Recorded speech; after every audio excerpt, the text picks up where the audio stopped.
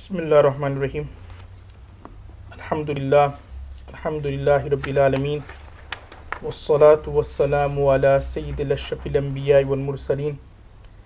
Sayyidina Muhammadi wa ala alihi wa ashabihi ajma'een.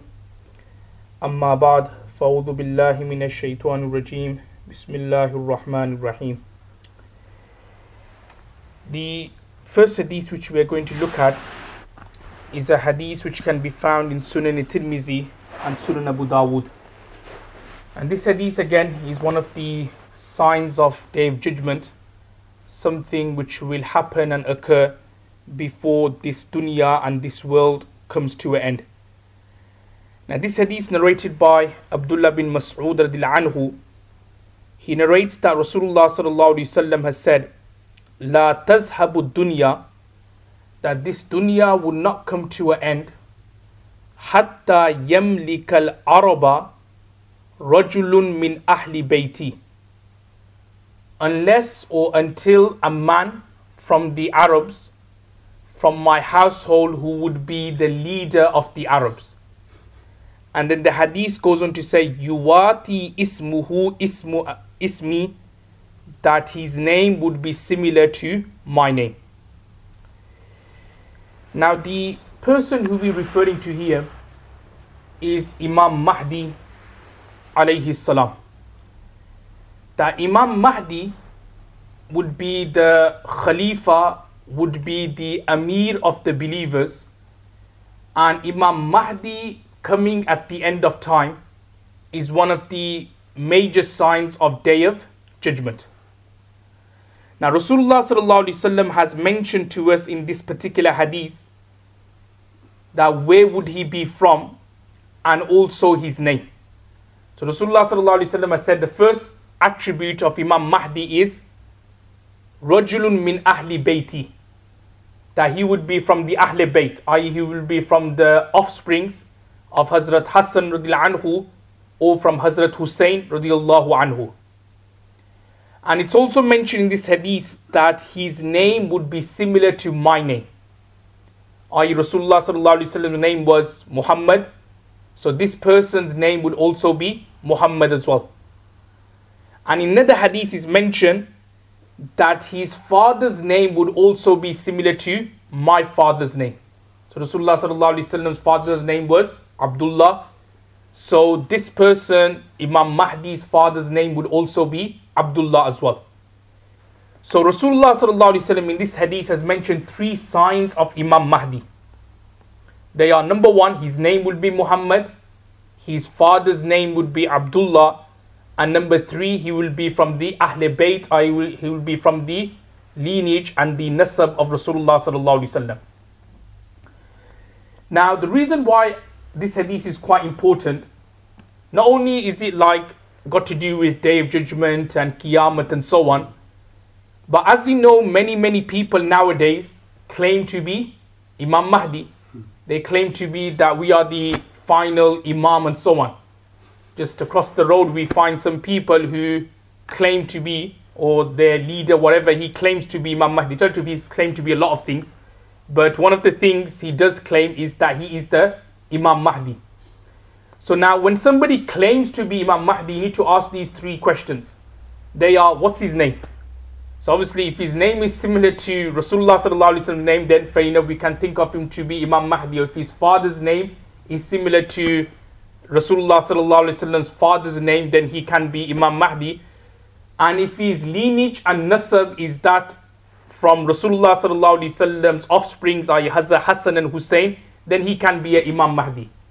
But someone, say for example, was born in India or in Pakistan, or someone whose name is some Bai or some Patel or something like that, and then he claims to be Imam Mahdi and so on, it doesn't fit in with the hadith which Rasulullah sallallahu alaihi wasallam has mentioned here. And again, we shouldn't be surprised, I did mention this many times before, that this is actually one of the signs of Day of Judgment, that Rasulullah sallallahu alaihi wasallam has said that many people will love imposters. They'll claim to be so many things. They'll claim to be scholars. There'll be people who will claim to be Imam Mahdi. There will be people who will claim to be prophets and messengers and so on. And then the final imposter would be Dajjal, who would be here, and he would say, and he would claim to be God himself. So we shouldn't be surprised about people making claims. Obviously people are just loose up there, but it's not something is surprising, because this is something which Rasulullah sallallahu alaihi wasallam has mentioned many years ago.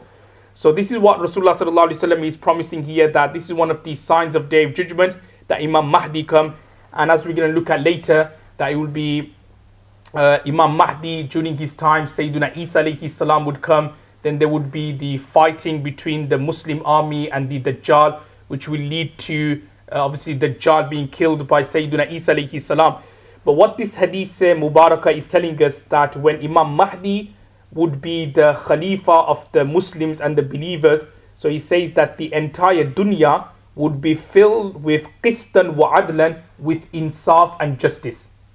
What we see nowadays, even though by so-called Islamic governments, it's not adl or justice. The only time there will be true sukoon and true kind of justice in terms of the nizam of the world, that everything being dealt fairly, would be when Imam Mahdi would be the Khalifa and the believers of the Muslims. Now, the hadith which I mentioned, one interpretation of the hadith is what I just gave you now, that Imam Mahdi would be from the lineage of Sayyiduna Hassan and Hussein radhiyallahu anhuma. Another interpretation of this hadith, which is linked with the tasawwuf and the tazkiyah side, that it's mentioned that Imam Mahdi, he would not actually be, or he doesn't have to be, from the lineage of Rasulullah sallallahu alaihi wasallam, or from the offsprings of Rasulullah sallallahu alaihi wasallam. But another possibility could be that Imam Mahdi, spiritually, he is from the Rasulullah sallallahu alaihi wasallam's Ahle Bayt, and he is spiritually from Rasulullah sallallahu alaihi wasallam. And what I mean by spiritually from Rasulullah sallallahu alaihi wasallam, ruhani taur par he's from Rasulullah sallallahu alaihi wasallam, in terms of the barakah of Rasulullah sallallahu alaihi wasallam, the fuyuz of Rasulullah sallallahu alaihi wasallam, and also he would be following the sunnah and the ways and the practices of Rasulullah sallallahu alaihi wasallam.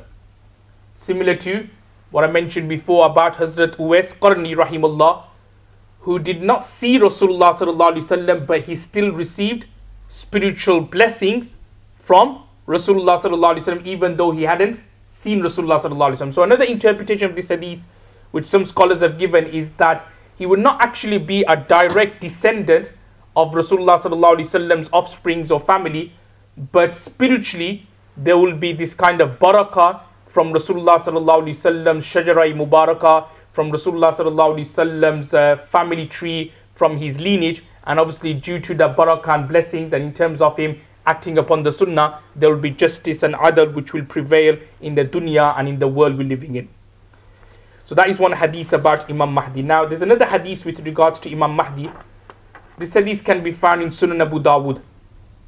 Now this hadith narrated by Salama radhiyallahu anha, that Rasulullah sallallahu alaihi wasallam has said, yakunu ikhtilafu in the mawti khalifatin, that there will be an Islamic king, an Islamic Khalifa, and he would pass away. And when he passes away, there would be this ikhtilaf, that who should be the next Imam, who should be the next Khalifa of the Muslims. So it's mentioned, فَيَخْرُجُ رَجُلٌ مِّنْ أَهْلِ الْمَدِينَةِ هَارِبًا إِلَى مَكَّةَ, that there will be a person who would leave that city and he would then go to Makkah Mukarramah.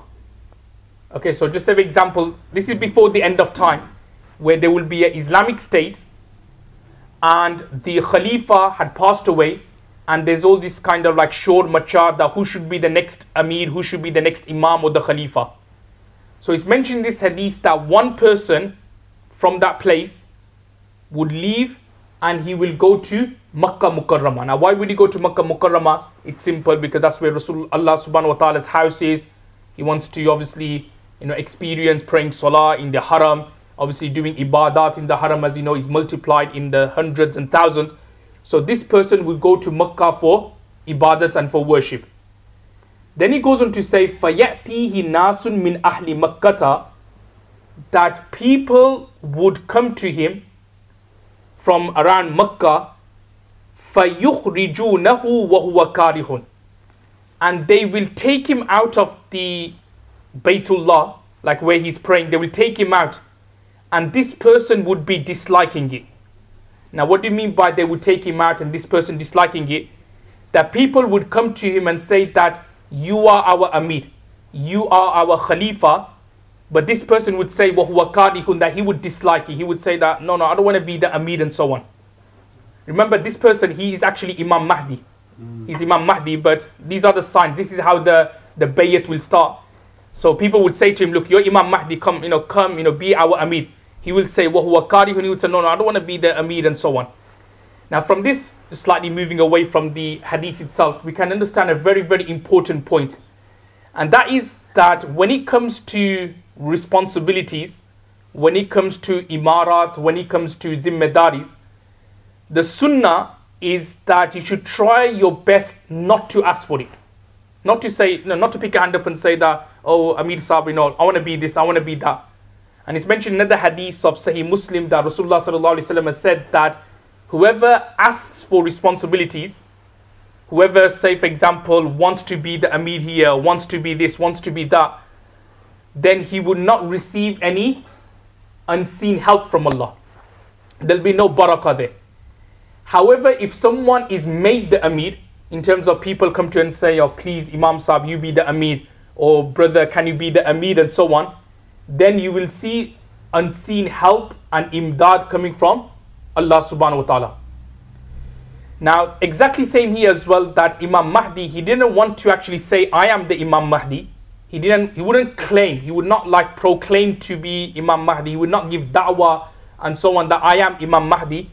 People would, by looking at his characteristics, by looking at his name, by looking at his lineage, by looking at the way he is, the ibadat and so on, they will automatically realize that he is Imam Mahdi. So he would then ask people, tell people, then people would force him that, okay, come on, you be our Amir and let's do bayat with you. Now going back to the point which I mentioned, I said that in general you shouldn't ask for it. However, in certain situations where you think that you are best fit for this responsibility, then for you to pick your hand up and say, I'll take this responsibility is permissible. Generally you shouldn't ask for it, but just say for example, if it's something which is in your field, that you think that you could do a good job here, then for you to pick your hand up and say that, you know what, I'll take the responsibility of, say, painting the walls or cleaning outside or doing the cellars or something like that. If you think you're the best person equipped for it, then to pick your hand up and say that you want to take this responsibility, that is permissible and allowed. And we could actually see this from the story of Hazrat Yusuf alayhi salam. That when Yusuf alayhi salam, when he related the dream to the king, so the king then asked him that, okay, there's going to be 7 years of famine, so what are you going to do about it? So he asked Yusuf alayhi salam for his mashwara. So Yusuf alayhi salam said that, you know what, because the first 7 years is going to be good crops, we need to get all the crops, we need to tell people to store something for themselves, we need to obviously levy tax on them so that they also give something to the state, and there afterwards we will fill the rooms or the places with crops, so that when there is a need during the 7 years of famine, or when people from outside Egypt, like Yaqub alayhi salam's other sons, the brothers of Yusuf, then came to Yusuf alayhi salam afterwards. So when they would come, we would then charge them something and we would give them some crops. So then the king asked Yusuf alayhi salam, this is a very good mashwara, where you just said that to store the crops and then charge people and give the crops and so on. So who's best fit for this? So then Yusuf alayhi salam said, Inni hafizun alim, that I'll take it, ij'alni ala khaza'in al-ard, make me responsible. Why? Because I am hafiz, I'll protect it and I know how to distribute the crops and so on. So Yusuf alayhi salam picked up his hand up and he said, I'll do it. Now why did he do that? Because he knew that him being a prophet, he could obviously administer justice and adl. Because remember, when there's famine in a country, that's when you see a lot of zulm. That you see the rich people, they take all the food and the poor will just literally die on the streets. So that's when you need people with a prophet, say for example, or a pious person, a adil person, to be running and administrating your treasury. So that's why Yusuf alayhi salam said, you know what, I'll take the responsibility. So what we can gather is that where you think that you're best equipped for that responsibility, where you think that you can administer justice and insaf, then for you to pick your hand up and say, I'll take the responsibility, that would be permissible. But generally speaking, where that is not the case, then you shouldn't really pick your hand up and say, I'll do this, I'll do that. It could smack a bit of like takabbur and pride and arrogance. So therefore you should refrain as much as possible. So it's mentioned here, if we have a look at the next part of the hadith where he says, وَهُوَ كَارِحٌ فَيُبَايِعُونَهُ. So the people, they would do bay'at with Imam Mahdi بَيْنَ الرُّكْنِ وَالْمَقَامِ. So it's mentioned between the Hajr Aswad, Rukn here means Hajr Aswad, and the Maqam Ibrahim. So people will be doing bay'at with him. Now the next part of the hadith then goes on to say that there will be a group from Syria, so a group from Sham. Now for some reason they would not like, or they don't like Imam Mahdi, or they don't believe in his sadaqat or his truthfulness. So what would happen is that they would leave Syria, a group, to attack Imam Mahdi and his followers. So then the hadith goes on to say, فَيُخْسَفُ بِهِمْ بِالْبَيْضَى بَيْنَ مَكَّةَ وَالْمَدِينَةِ. That the earth, it will swallow them up. Because obviously they've gone now to attack who? To attack the Amir, the final Amir of the Muslims, to attack the Khalifa. And as I was explaining yesterday in the lecture, that this is the sunnah of Allah subhanahu wa ta'ala, that when somebody tries to attack pious people, Allah subhanahu wa ta'ala will save that person and will destroy them. So similarly here as well, that the people of Syria, because not all of them, but some of them, they would have some hatred against Imam Mahdi. So they would go to attack Imam Mahdi and his followers. And what would happen on the way? Allah subhanahu wa ta'ala will destroy them. Now when this happens, so news will then spread fast that Imam Mahdi, the final Imam, has now appeared and people are taking bayat from him. And then obviously the story of the people of Syria being destroyed on the way would also spread as well. So then what happens? Then the next part of the hadith goes on to say that the Abdal of Sham and the Asaib of Iraq would go and they would also do bayat with him as well. Now who are the Abdals? What do they mean? Now Abdal basically are a group of people that because of them Allah subhanahu wa ta'ala keeps the nizam of this world. Allah subhanahu wa ta'ala, because of their barakah, because of their ibadat and worship, Allah subhanahu wa ta'ala keeps the world ticking over. Now you may be thinking that how can that be possible? Isn't Allah subhanahu wa ta'ala the all powerful? Shouldn't he be, he doesn't need anybody else's ibadat for the world to tick over. Now it's mentioned in the Quran that whenever somebody does tawbah, whenever somebody does istighfar, it's mentioned yursilis sama alaykum midrara, that a lot of rain comes. I think a lot of people are doing tawbah and istighfar, that's why we have a lot of rain here in the UK. But it's mentioned in the Quran that when people do tawbah and istighfar, that's when a lot of rain comes. So what we can gather here is that when people do good deeds, good actions, rain comes, rizq comes, sustenance comes. Similarly, at the same time, when you do something bad or evil, that's when Allah's azab comes. And we already touched on it before regarding Qawm Lut, that when they started doing liwatat, homosexuality, that's when Allah's azab came. Regarding the people of Shuaib alayhi salam, the people of Madian, when they started decreasing the measurement, the kale and the mizan, when they started giving less to people, they would say, okay, pay us 10 dirhams, 10 dinars, and I'll give you 10 kilograms of wheat, but they would only give 9 kilograms or 9.5. So when they start doing that, Allah subhanahu wa ta'ala's azab came. So what we can gather is that when you do evil things, azab comes, but when you do good things, then Allah subhanahu wa ta'ala puts barakah in this world. So do you know these abdals, these pious people, pious servants of Allah, because of their ibadat, because of their worship, because of their remembrance of Allah subhanahu wa ta'ala, Allah subhanahu wa ta'ala keeps the world ticking over. Allah subhanahu wa ta'ala would then send rain, not too much, but just, exact rain. Similarly, the crops, everything, all these things grow because of these abdals in this world. Now, it's mentioned that there are altogether 70 abdals in this world. And in another hadith, it's mentioned that 40 live in Syria. Now, not Syria like the present day Syria. Syria, when we say Sham or Syria, it just means present day Syria, obviously, but Palestine, around that particular area. So there are 40 who are living there, and the other 30 are living all over the world. Now, what are the signs? And it's also mentioned that whenever one Abdal passes away, then Allah subhanahu wa ta'ala appoints another Abdal. Now, what are the signs of an Abdal? Now, how do we know someone is an Abdal? Now, I'll tell you one thing. There is one sign which tells you he is not an Abdal. And that is if somebody picks his hand up and he says, I'm an Abdal. If somebody announces to everyone, I'm the Abdal, you know he's not Abdal. Okay, because that's one of the main conditions here, that he keeps it to himself. He won't tell people, no one will know. That's what it is. That's so special about these people. No one knows who they are. So if somebody says, I am Abdal, then you know he's chatting.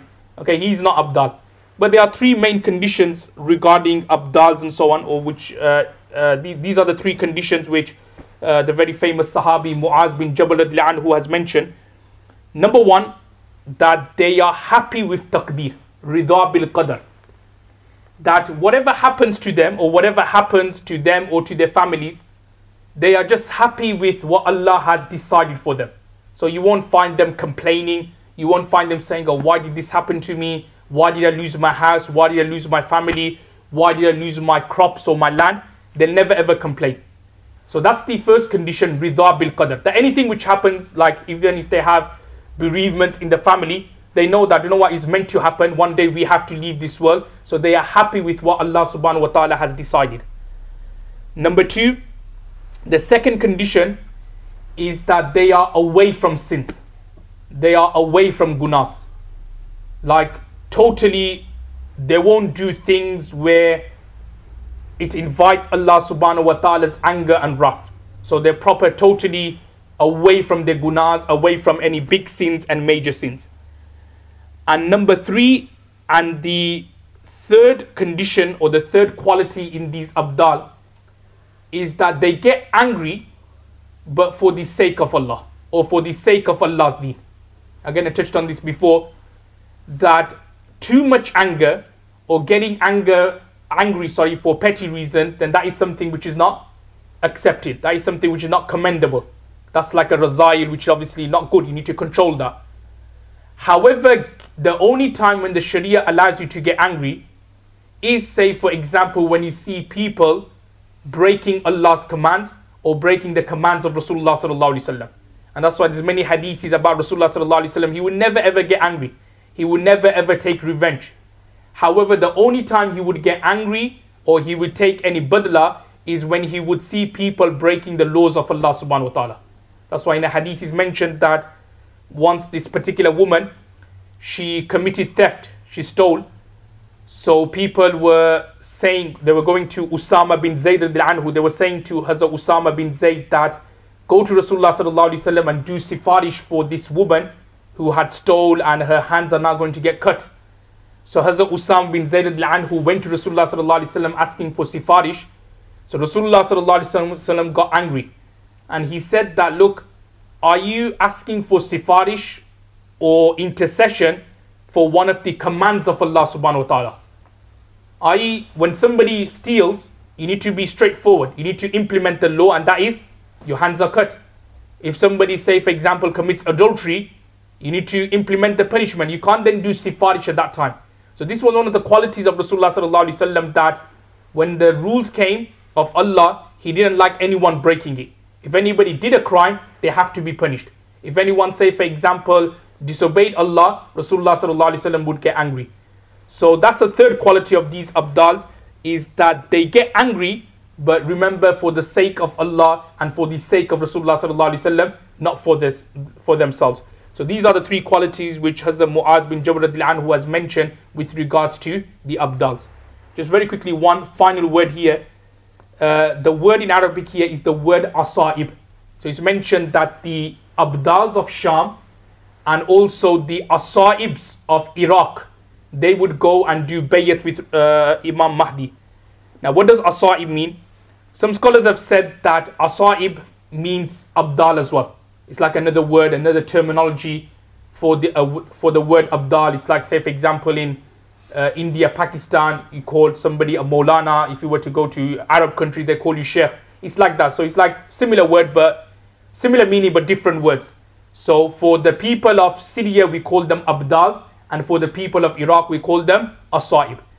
However, some other scholars have said that no, there is a different meaning, and that is that the word Asaib are basically Abid people, religious people, or people who are always worshipping Allah subhanahu wa ta'ala. You call them Asaib.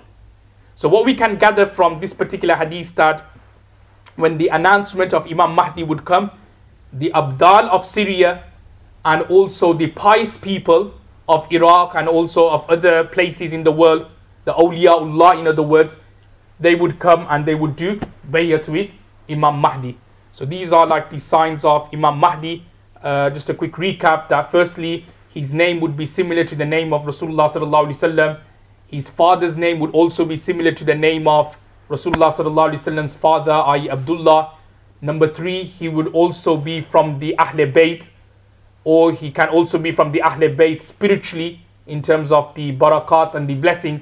And then in this particular hadith of Abu Dawud is mentioned that people would be doing bayats with him, and then there would be an army from Syria who would want to go and destroy and kill Imam Mahdi and his followers. They would get swallowed up by the earth on the way. And then when the people, or when this news spread amongst the people that this is the real Imam Mahdi, then it mentions that the Abdal of Syria, the Asaib, the pious people of Iraq, they will come and they would do bayat with Imam Mahdi.